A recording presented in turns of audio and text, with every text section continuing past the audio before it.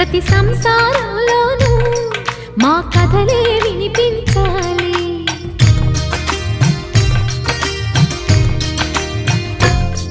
ఆ సిరిని శ్రీహరిని మా జతలో చూపించాలి.